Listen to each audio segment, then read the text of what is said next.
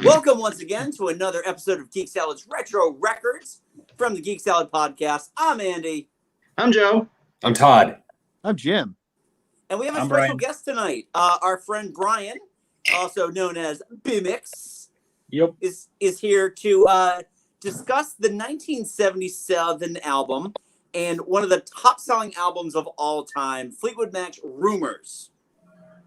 Oh, of course, Todd has a copy. I knew Todd would have a copy of this. It's like we can't do it unless Todd has a copy. Which That's not true. That's not true. There's stuff on our list that I don't have. Okay, but I also do have. I will talk about it. Alternate takes of Rumors. So I have this. Okay, and I'm glad to see that on that cover they have Mick Fleetwood's balls hanging out there too. So. Well, that was his thing. He used to walk around with a wooden set of balls, clapping her way. Yeah, Joe does that at work. Well, yeah, that's what the boxer shorts are for. Yeah, I know. Yeah, you got to give the boys some room to breathe. They got to breathe. What can I say? Rein it in. So, first question I've got about this album: did everybody grow up with this album? Yes. No, I did not. No, you did not. Okay, Joe. Nope. Wasn't until I was aware of Fleetwood Mac, growing up in the 80s, and their 80s output. But it wasn't until I got into college that I actually gave this album a full listen through. And because, you didn't really need to buy the album because all the big hits were being played all the time, especially on ZLX.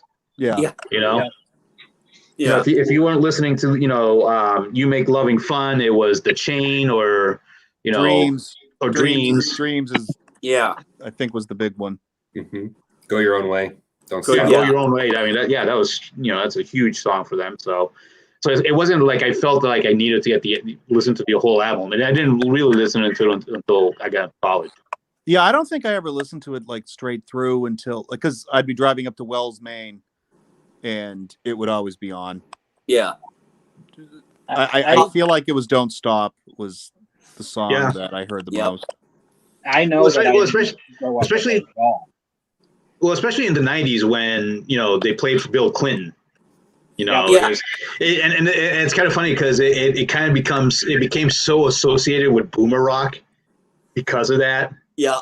Because of the Bill Clinton campains. Mm-hmm. It's just like only knew the seeded story of the entire oh my God. And we will go into detail. Andy told me I had to save the hot takes for the show. And Bill Clinton don't go together at all. I don't know what you're talking about. No, not at all. Making sense. Right.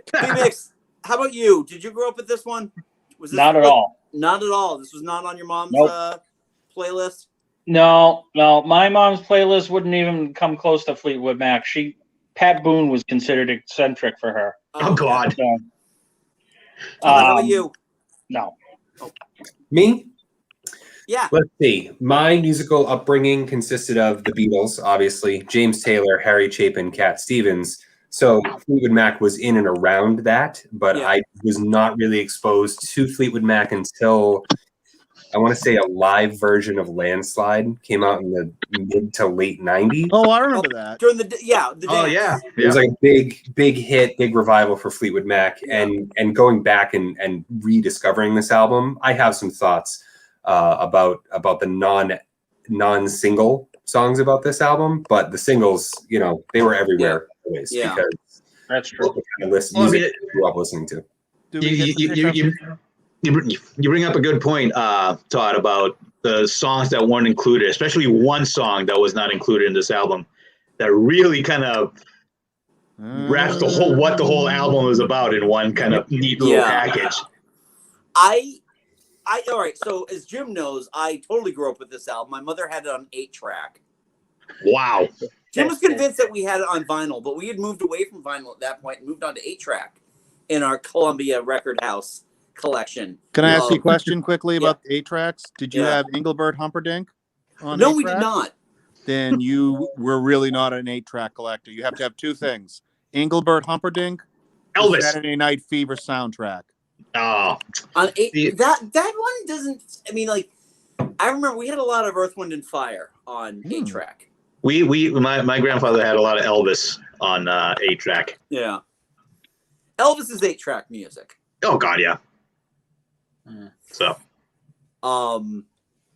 So did everybody get a chance to? I know Joe did.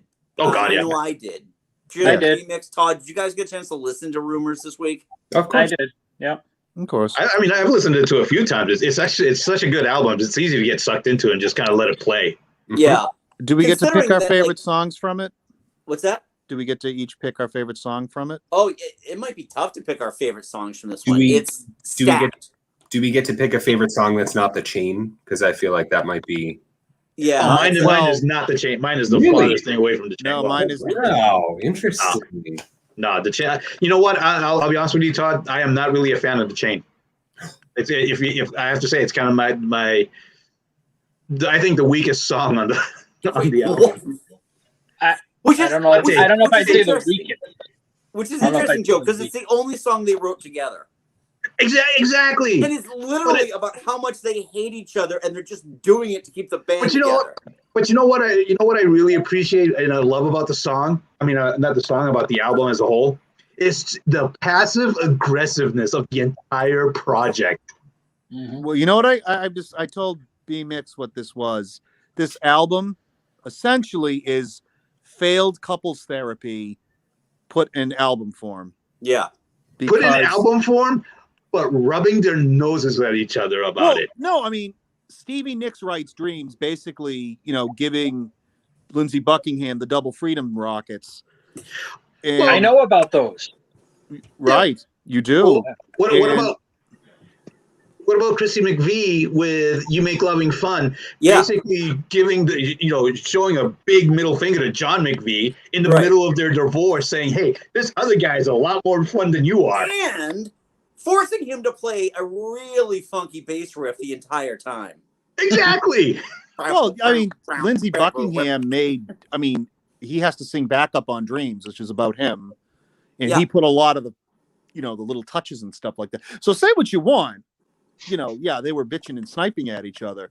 But they were professionals. But to the extent.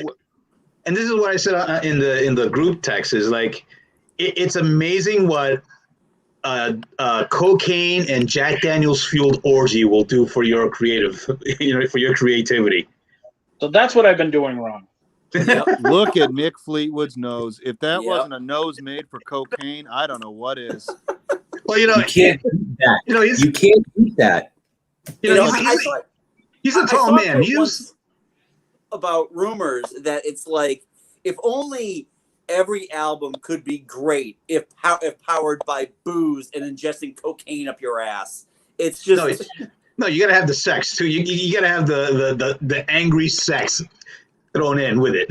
It's any wonder this album ever saw the light of day. It really is. Well, it took a got long delayed time on to release. It took a year to record it. Yeah. Why wouldn't it? Everybody hated each other. Well, from what I read, it's not that they just hated. I mean, it was just nobody hated each other, but they all broke up. Yeah. But they were smart. They channeled it. There was just a lot of unresolved feelings, basically, is what it came down to. Yes. I mean, I think if anybody knows the lore behind it, I think most people would agree that this record would not turn out as good as it is without that. Right. You can. I mean, it's palpable. The anger and the having that angst is essential to the album. Yeah. Well, it's funny. You think about young pop stars these days talking about being angsty and stuff like that. And I'm like, oh, you guys know nothing. Yeah, you have no idea. No, you have no idea what angst is. No, can't even compare. No, Billie Eilish, you aren't angsty. Here's angst. Yeah. It's like that old meme, that memes about Stevie Nicks showing, you may be tough, but you're not make your ex-boyfriend play a ripping guitar riff on a song about him tough. So let's talk. What is our favorite song on the album? We'll start with B Mix, because B Mix is our guest. Oh, great. You put me on the spot. I'm gonna I know it's going to be a cliche and definitely not for those of you guys that know me, it's not your brand of vodka. Well, yeah. I mean, again, three of you guys already know that's. I actually had to sit down and listen to it for the first time in its entirety this week. I've never listened to this full album, and I was surprised to actually realize how many songs I actually remembered, without actually having sat down and listened to the album. But for me, what resonates the most, and again, it's cliche, definitely, and probably cheesy, but the Bill Clinton song, the one that that's Don't Stop. Yeah, Don't Stop.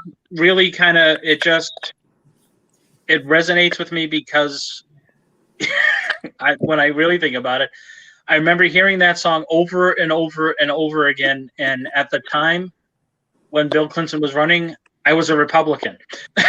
So I can look back on it now and be like, that was the most annoying song I heard at the time. And now it's like, well, but it was definitely an anthem that I kind of grew up with. That particular song, even though at the time it didn't give me it didn't resonate the way it was supposed to.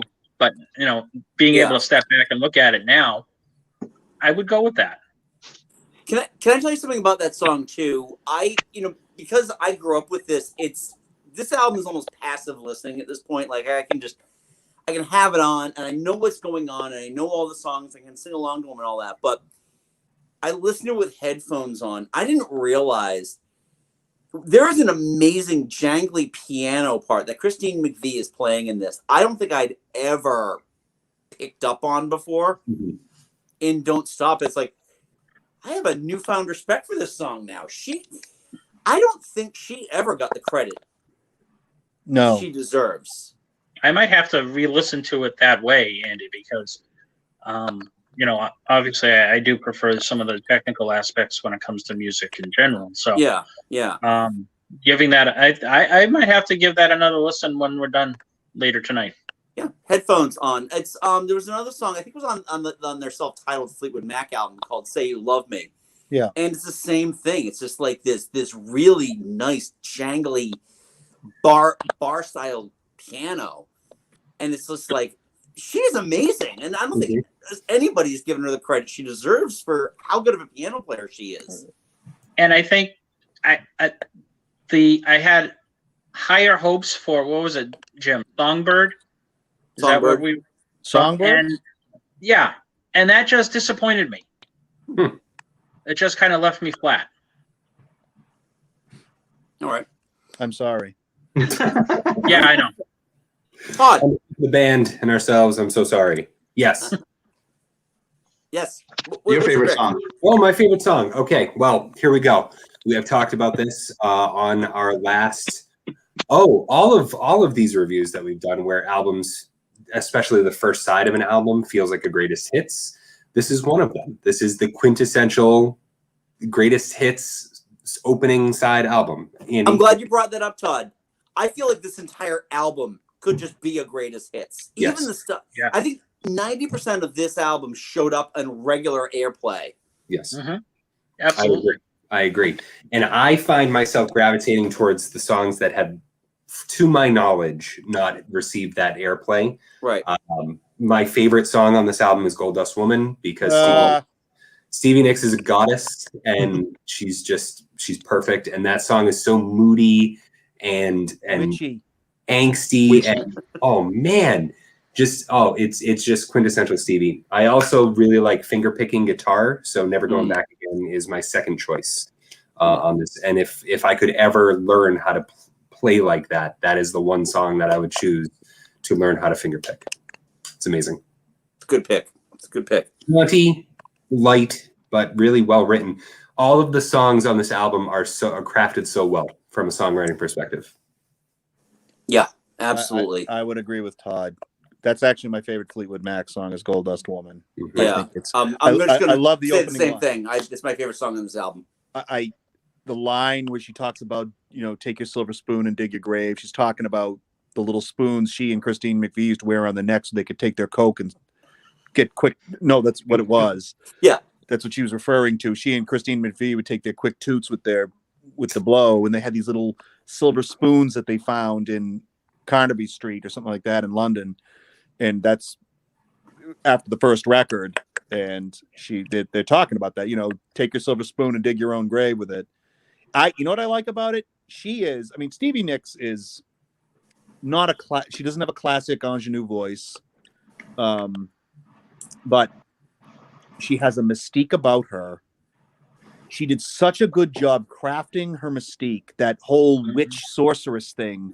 Yeah, her Rhiannon personality. Right. Yeah. The whole Rhiannon thing. She actually had her little brown nosers walking around with her. They all dressed like witches and stuff like that.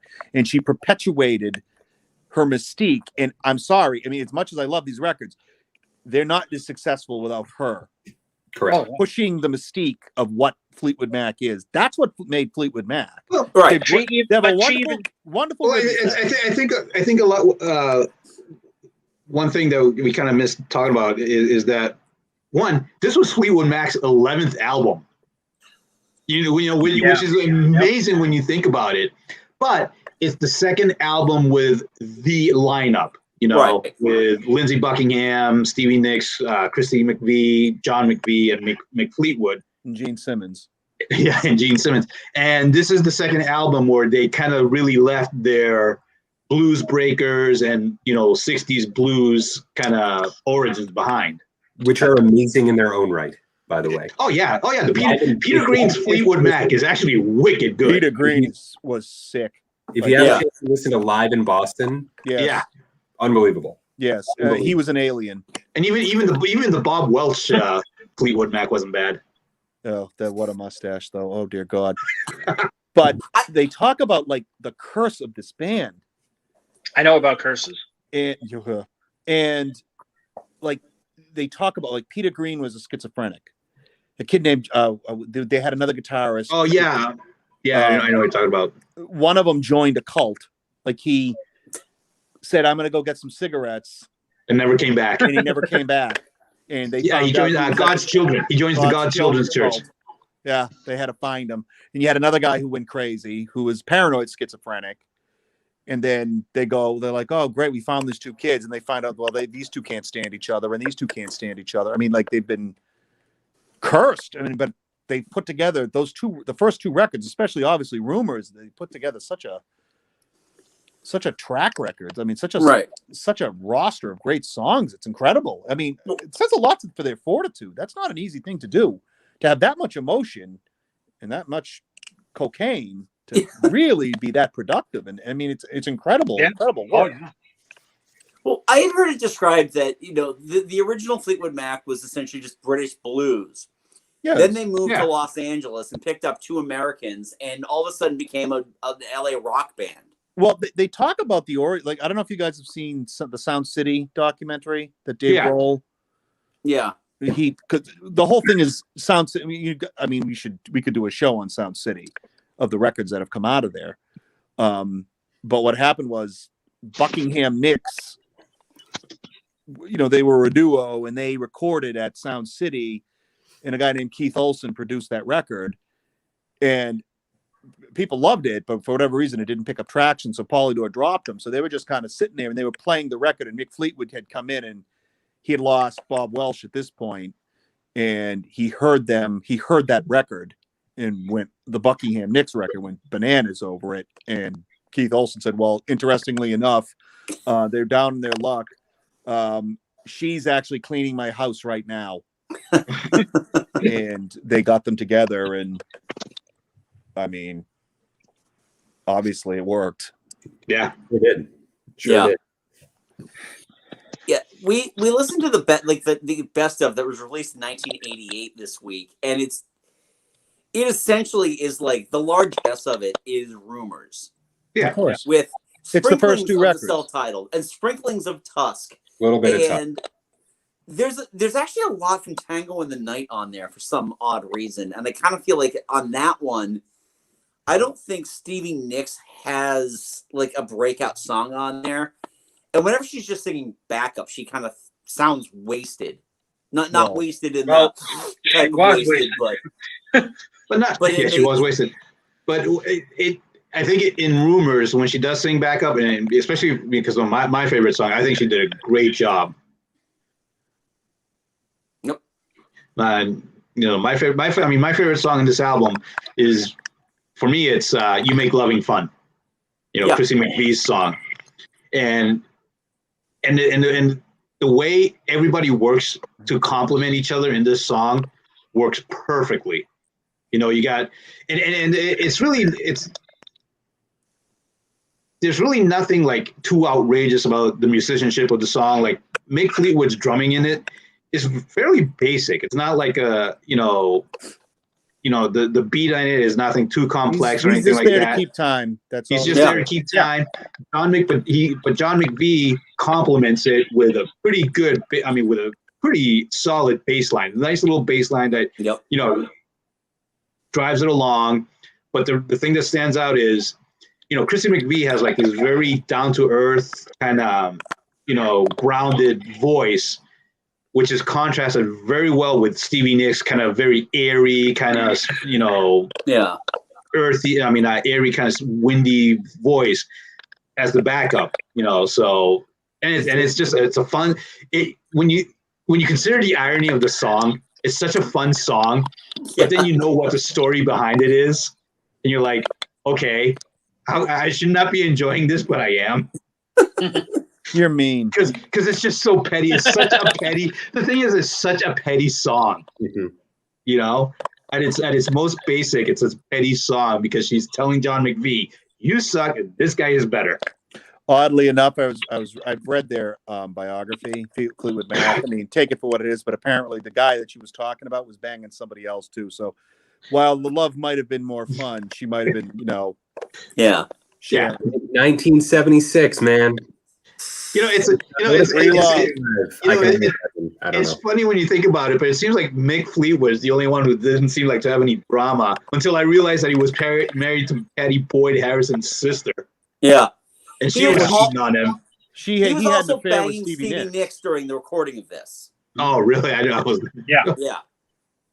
That would explain the album cover. She's so small and he's so big and his nostrils are so big. I'm surprised he didn't snort her accidentally.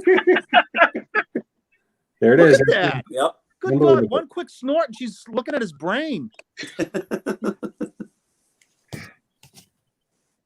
And he might have gotten high off of her anyway.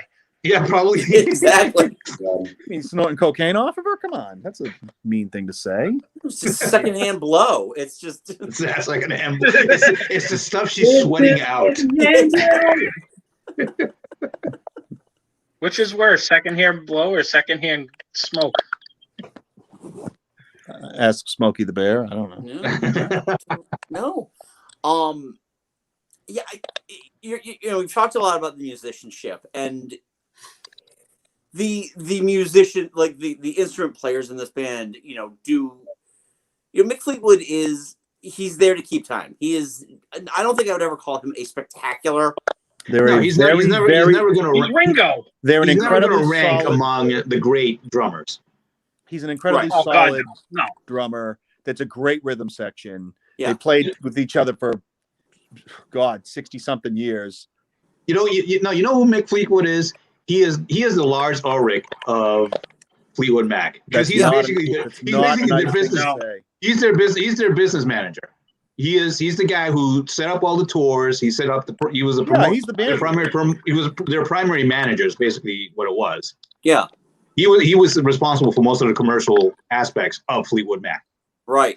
While everybody else handled the artistic, which is basically Lindsey Buckingham and occasionally Stevie Nicks. It was mainly funny. Lindsey Buckingham. It is funny that the two people that the band are named after have very little to do with the actual creative output. Right. Mm-hmm. Yeah, but they're the anchor. They really are. They're the safety net. I mean, you never have to worry about them, and it's crucial. I mean, I think the rhythm section actually does a really good job driving that. Like Gold Dust Woman. Yeah, it's not super intricate drumming, but it fits. Like it's a great pattern for that song. You know, it's I like it. I think they're really good. I think they're underrated. I don't think they get the credit they deserve. Right. Well, the bass solo for the chain. Yeah. Is just it's just very anthemic in terms of. Oh yeah, it's a. I mean, I know we weren't supposed to say anything, but it is a great song. I mean, it's Joe, if you don't like that, I'm sorry. It's just it doesn't do anything for me. But Joe, take it up with James Gunn. Okay. Yeah, seriously. I got pumped when I heard that in the trailer. You really played up that? Yeah. I think John McVie actually did that though. It's not the best. So I have to say one of my favorite current artists is Brandi Carlile, who is a very talented songwriter in her own right, who can do a little bit of everything. Grew up in the discovered by Pearl Jam. Yeah, exactly. Grunge tradition, does country, does folk, does Americana, collaborates with everybody under the sun. She formed a country supergroup, which I'm not super into country, but the High Women, which is her and Maren Morris and Natalie Hemby and Amanda Shires, they put out an album in 2019, and they covered The Chain for the Kitchen soundtrack. It's very faithful to the original, but it's Brandi Carlile and her band, and it's amazing. And when I saw them at Newport, it's the only full concert they've ever played. They played The Chain live, and I freaked out because nobody had heard the cover from The Kitchen yet, and sitting there in Newport, like my mind got blown. Newport Jazz Festival? Newport folk. They do folk too. Oh man, it was like Jason Isbell was on it, and Brandy's band. Like they were tight, and they played The Chain, and it blew my mind. So that's my story, and I'm sticking to it. Do you know what's funny? We were talking about the Blues Breakers, and when I last went to the Newport Jazz Festival, and that was probably 92, it might have been before 92, and I actually saw John Mayall, and he was pretty spectacular, even still, even at his age, and he was low on the bill for that day, but it was. I saw him and B.B. King in the same show. I mean, amazing. I saw Sha-Na Na. That was the highlight of your life, isn't it, Jim? Stuck on that. You got Clapton. Here's a question, Joe. You don't love The Chain. No. My question, everybody, is: are there songs on this album that you do not like? Is there any song on this album that you just don't want to listen to? No, it's a perfect record. Yeah. Even perfect.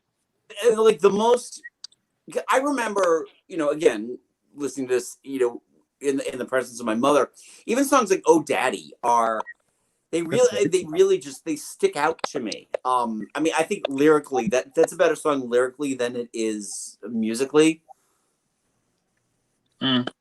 But yeah, that's the one that doesn't quite hit the mark for me. But I don't know if I've listened to it closely enough because I love what comes after it. It's Gold Dust Woman, I think. Yeah, exactly. Yeah. So it's one of those things where I'm like, okay, I just want to get to my favorite. It's at the end. Okay. Here we go. Well, it's funny though, but we haven't brought up. I mean, the most downloaded, their biggest song ever is "Dreams." That's their highest charting song. If you go on Spotify, it gets the most downloads. Yeah. I don't know if that's a barometer for anything, but I mean, for a band like Fleetwood Mac, who's I think in the top 200 bands downloaded today, still with guys like Lil Baby and Lil Uzi Vert and all these guys who are first, second, and third. B-Mix, you'd know more about this. You're a big Drake guy. Oh yes, definitely. But I mean, huge. I'm just shocked that Dreams didn't make it. I thought Dreams would somebody would pick it as their favorite song, and I'm shocked. It's a good song. It got new life last year. It got new life with the skateboarding Ocean Spray guy. No, somebody else doesn't. Unbelievable. That's never me. So go check that guy out. It's really funny. Go Juice. Yeah, no, it is a good song. I don't know. I think there's like that core group of songs that are they're indispensable songs. So I don't know if even like designating them as being favorites is really saying anything. Something like Gold Dust Woman, we've all heard. It's shown up. It definitely has shown up on like AOR radio, but it's B-Mix had brought up Don't Stop. We've heard Don't Stop almost nonstop since 1992. And I remember, did anyone actually watch the concert film, The Dance? No. Concert film. It's more like just a televised concert. And they actually brought in a brass band, like a college brass band. A mariachi band? To do the horns. No, just like a regular marching band. Oh, I remember that. It was UST. Yeah, okay. Because they did the Tusk. They did Tusk, yeah. They did Tusk as well, and that's all marching band. That's definitely a Mick Fleetwood composition. Oh. What, Tusk? No, that was that was all Lindsey Buckingham. Really? Yeah, it was. Yeah, that was all. Most of Tusk was all Lindsey Buckingham. Because he had gotten into the Clash, and he wanted to get them away from rock and roll because let's not try to build off of the success of one of the most massive success that we had, which has maybe 3 or 4 good songs on a double record. Tusk is a good song. Sarah's a good song. Was it Sisters of the Moon is really good? Yeah. And I'm forgetting the other one, but man, that was a letdown. Even though it still sold like 7 million copies, so it's not that. Right. Yeah, but he got a lot of Lindsey Buckingham got a lot of flack because of it. Because it wasn't as a follow up to Rumors, one of the greatest albums ever released. It's like, oh, okay. Well, no, it happens. I mean, doesn't mean it's a bad record. I mean, it's actually not a very bad. It's not a bad record, but right. And 7 million. Most bands would die for 7 million albums sold. Try selling 7 million today. Yeah, right. It's really tough when bands have that creative and commercial peak. Then how can you possibly follow it up? Right. And I commend them for trying something new. A lot of bands would have been like, all right, here's Rumors too, the rumoring or whatever, like just more of the same, or demos and outtakes that they finish and put out. And I'm looking at Andy for Zooropa and that, you have Acton Baby, and then you come up with Zooropa, and it's like, okay, I know what you wanted to do, but you didn't. You wanted to try to make it the same thing as before, and people are going to be mad either way. Right. Mad at you for not changing enough or changing too much. Well, ask Metallica. Right. Prime example. Yep. Prime example. Oh, you cut your hair, so that means you're going to be shitty musicians. So can we briefly discuss the one song that maybe should have been on the album but did not get on till like 20 years later? Silver and it's stuck in Stevie Nicks' craw for the entirety of the time it wasn't. Yeah. Well, Silver because Springs. I think they had a quota of how many, because they had to have so many of hers on, and so many of Buckingham's on, and so many of McVie's on. Oh, I bet. So they basically said, yeah, you got to have to pick one of them. And she pitched a fit, probably because, she had done some cocaine. And she wasn't super happy, but it's such a great song. But she did cocaine? Yeah, it's a shocker, right? No. Didn't know. What? How do you not know that? Yes. After all the years you've known me, you can't tell my sarcasm. Oh no, Joe! It was funny. She could have because snorted the White Mountains. Good God! I found Rumors on Spotify, and it was like the super deluxe 4-disc version of it. Yeah, really good. And Silver Spring came on, and I'm like, I have no memory of this song being on this album. I know the song. Right. Well, it was thanks to the 1997 concert.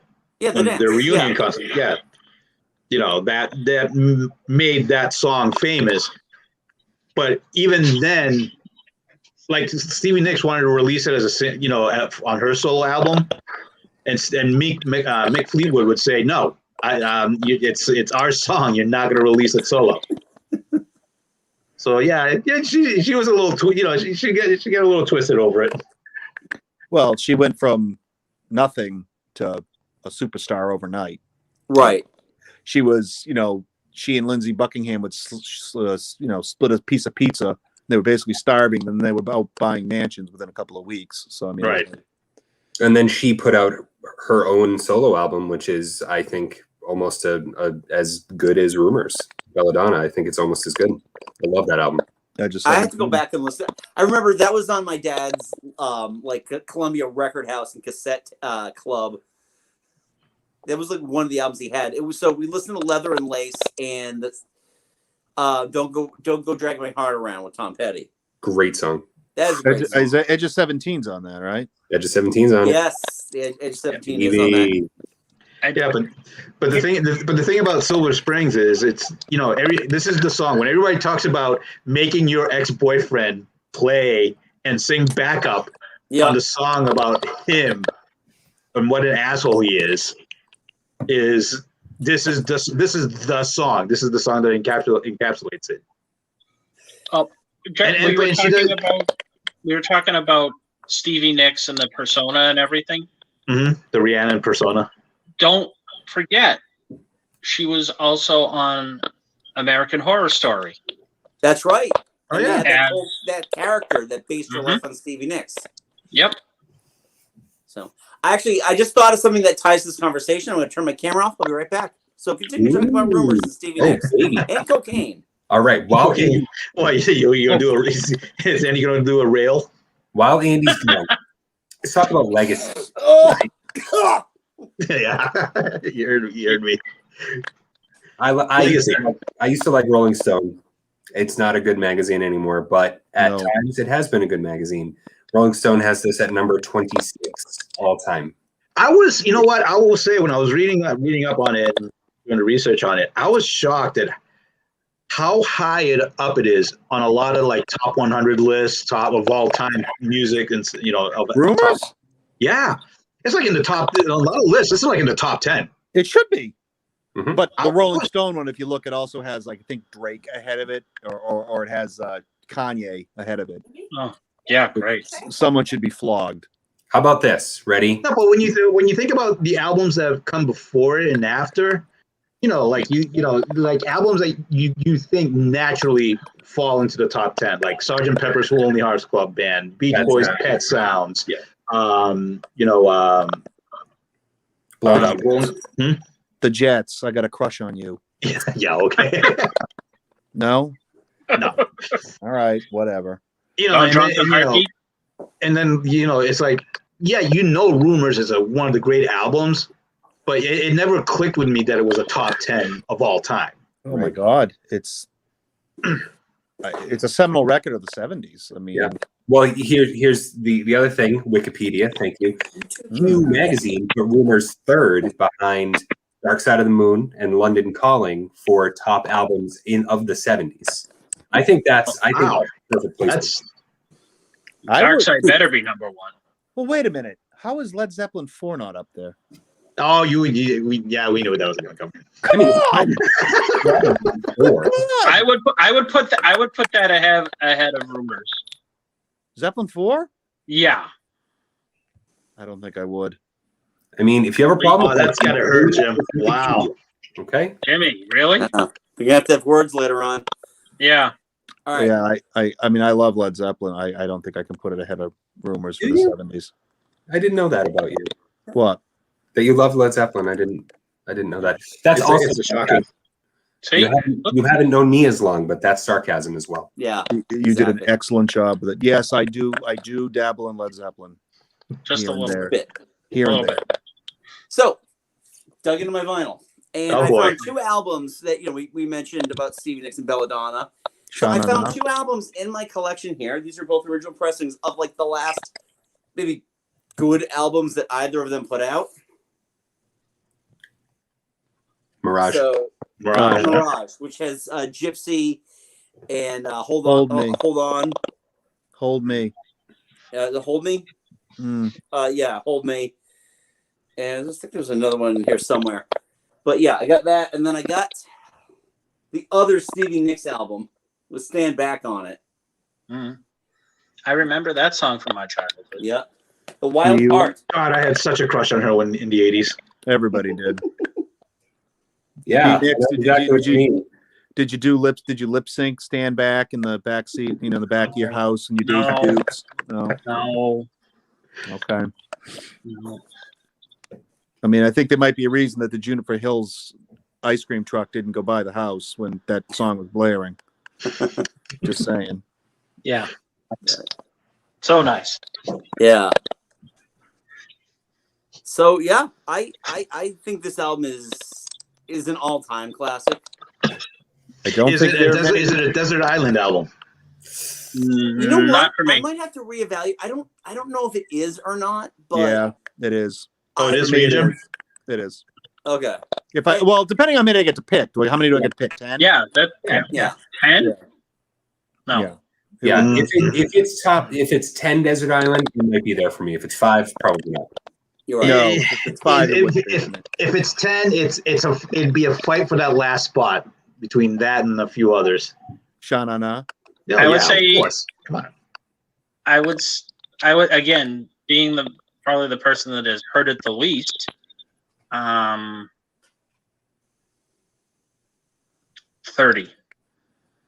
Wow. Top 30. Top 30. Oh yeah, you haven't heard that. Desert album. Okay. Desert Island album. Would you take it before you took Cannibal Corpse, or would you take Rumors over Cannibal Corpse?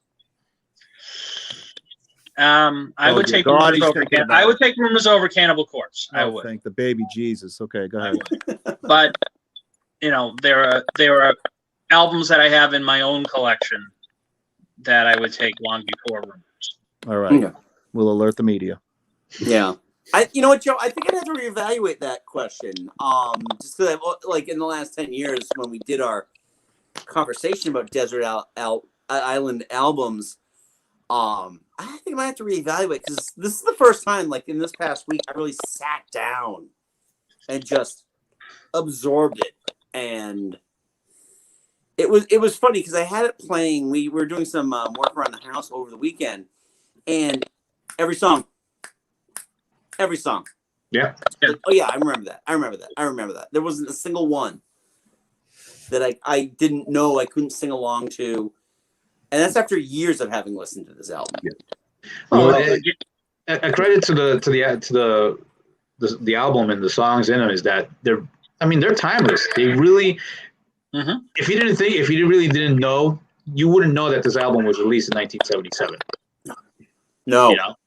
I think especially when we compare it to its contemporaries and stuff like that, like Hotel. Around the same time, it's like, okay, you hear Rumors, and around the same time, Eric Clapton released Slow Hand the same year. Well, Slow Hand sounds like it came from the 70s, because 70s Eric Clapton has a very distinct sound. Yeah. By the way, no cocaine there either. Yeah, none. No, it was more about smack, I think, with him. No, he had quit the smack. It wasn't the cocaine for him. It was the Jack Daniels. He was all about the drink then. But a lot of 70s albums sound like 70s album. Yeah.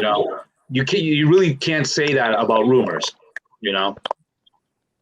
And I think that's what makes it so timeless and modern sounding and fun. I don't know. I think one thing that gets left out when people talk about this record is the playlist or the sequencing of it. It's perfect. Oh, it is. It is. Every one song flows.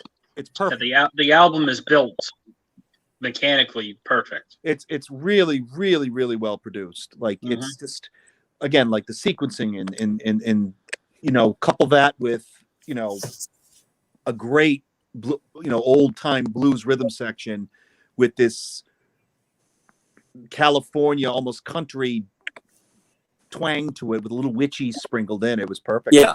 Mm-hmm. Yeah, it took Laurel Canyon, mixed it with blues. Yeah. Got there you go. Weird mystique from the 70s, and I don't know, it's so fun. The songs are well crafted, but they're easy to get into. There's nothing too heavy about it. There's nothing intimidating about it, but there's depth there. So it's After we're done with this, guess what record I'm going to listen to? Zeppelin 4. Led Zeppelin 4, Jim? No. No, Metallica's Ride the Lightning. Oh, there you go. Yeah. Not Rumors. I've Speaking listened to a lot of of Rumors. What color is the vinyl, Jim? Blue. Oh. Blue. Oh, yeah, that one's blue, right? It did. You know what actually came in today? My kids got me an Amazon gift certificate, and they said, "Here, go buy a record for Father's Day." So In Utero came in today.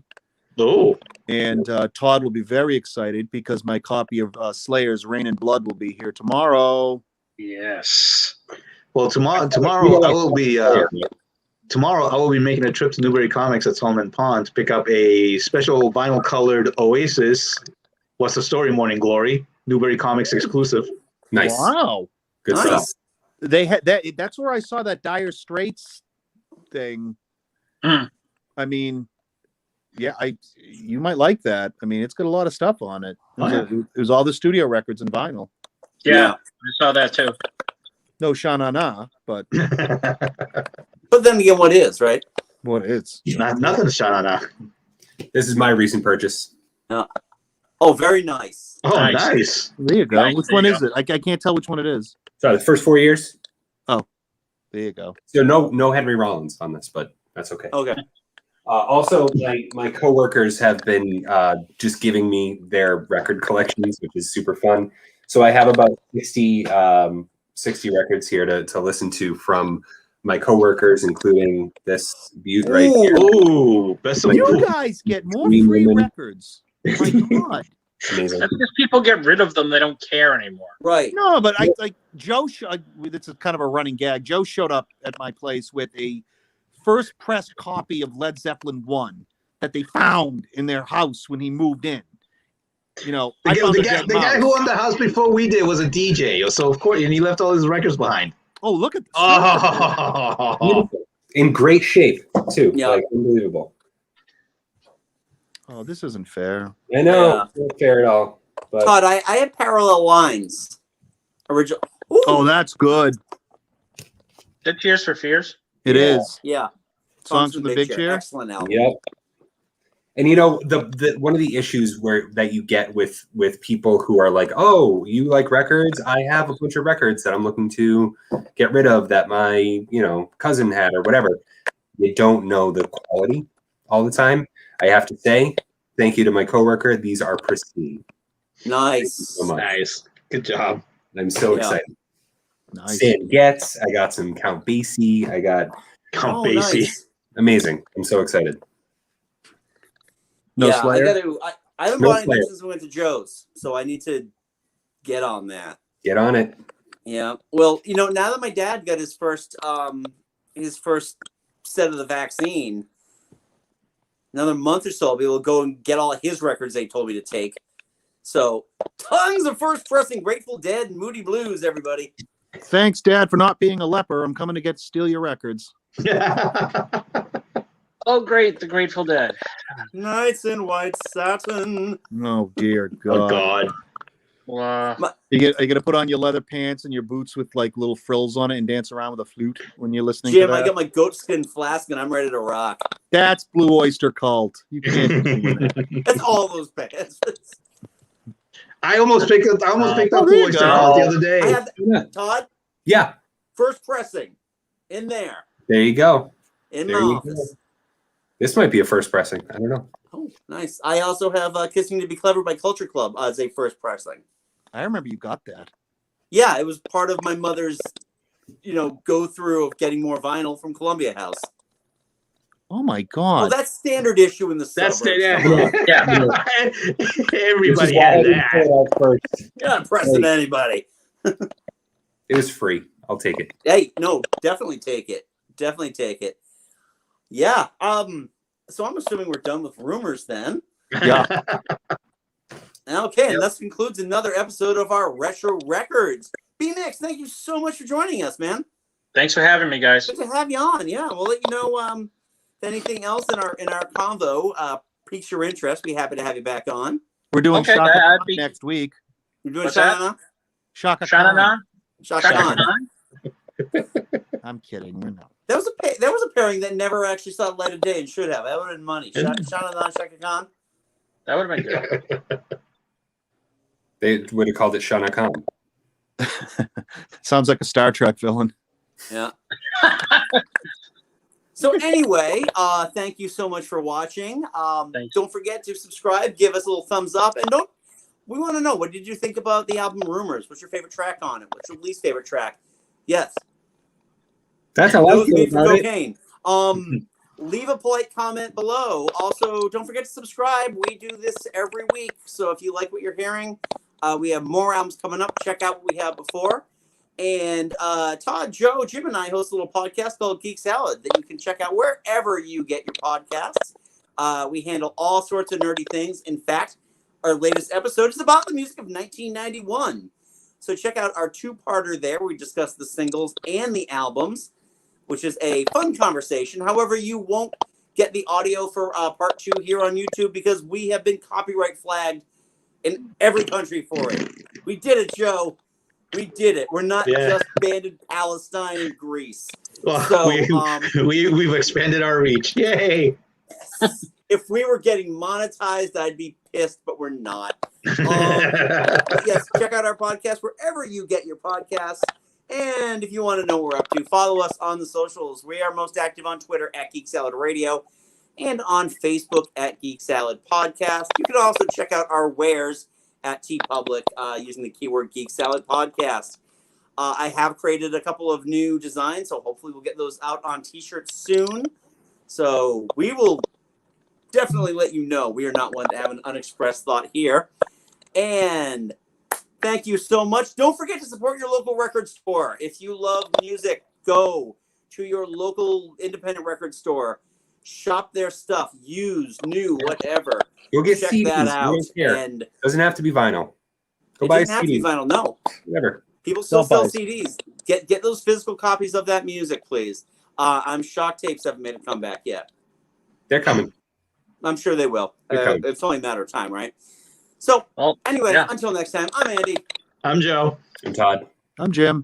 Go forth. I'm Brian. And the Nerdful. We'll talk.